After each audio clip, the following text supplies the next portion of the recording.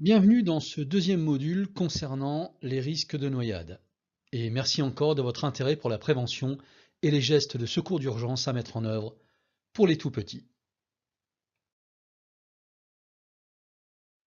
Au cours de la noyade, l'eau envahit rapidement les poumons. L'oxygène n'arrive plus au cerveau, le cœur s'arrête, et si la victime n'est pas prise en charge immédiatement, la mort survient irrémédiablement. Pour les tout-petits, évidemment, le risque est important.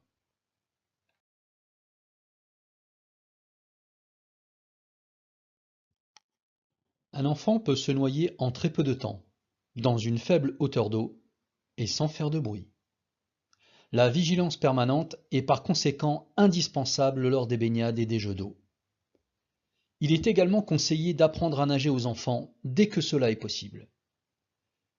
Les jeux de type apnée sont interdits à la piscine. Néanmoins, la surveillance est de mise et il est important d'interdire cette pratique. Lors des baignades, les dispositifs de flottaison sont vivement conseillés. Mais attention, ce ne sont pas des dispositifs de sécurité. Cela ne dispense pas d'une surveillance. Et ce, dès qu'une étendue d'eau est accessible. Un enfant de moins de 3 ans ne doit pas être laissé seul dans une baignoire. Si l'on doit baigner un nourrisson, le transat ou l'anneau de bain est indispensable. Voici le petit Maxime que nous connaissons bien à présent. Que remarquez-vous immédiatement?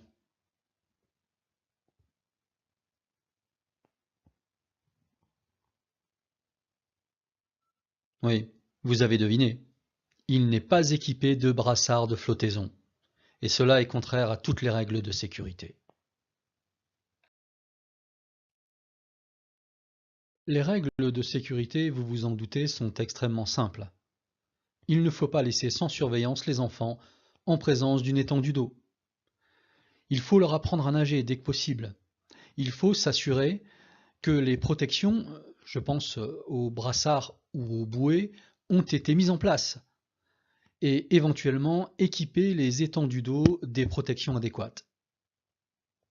Voilà, en quelques mots, ce qu'il faut faire.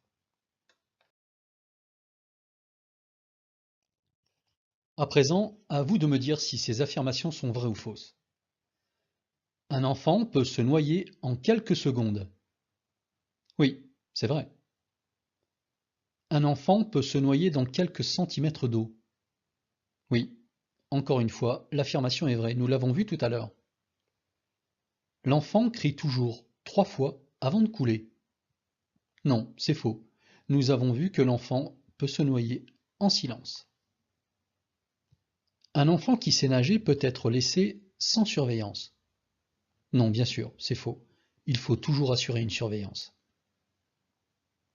Il faut toujours surveiller les jeux d'apnée même si l'enfant sait parfaitement nager. Oui, évidemment. Il faut même interdire les jeux d'apnée.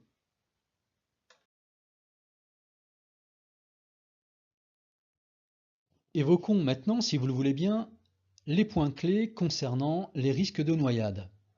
Le tout premier d'entre eux passe par la suppression du danger, en vidant les récipients après utilisation par exemple. Mais un danger n'est pas toujours supprimable. Je pense notamment aux étendues d'eau. Il est alors nécessaire d'interdire l'accès par des mesures de sécurité adéquates, une alarme par exemple, ou en équipant les enfants de systèmes de flottaison, brassard, bouée. Le troisième point clé passe par la surveillance des enfants, une surveillance permanente. Enfin, le quatrième et le cinquième point clé passent par l'éducation des enfants, notamment en leur apprenant à nager et en leur expliquant les dangers de leur environnement, en étant un modèle pour les enfants, en ne passant pas par-dessus la barrière de sécurité lorsque nous sommes au parc où l'on se promène pour admirer les canards.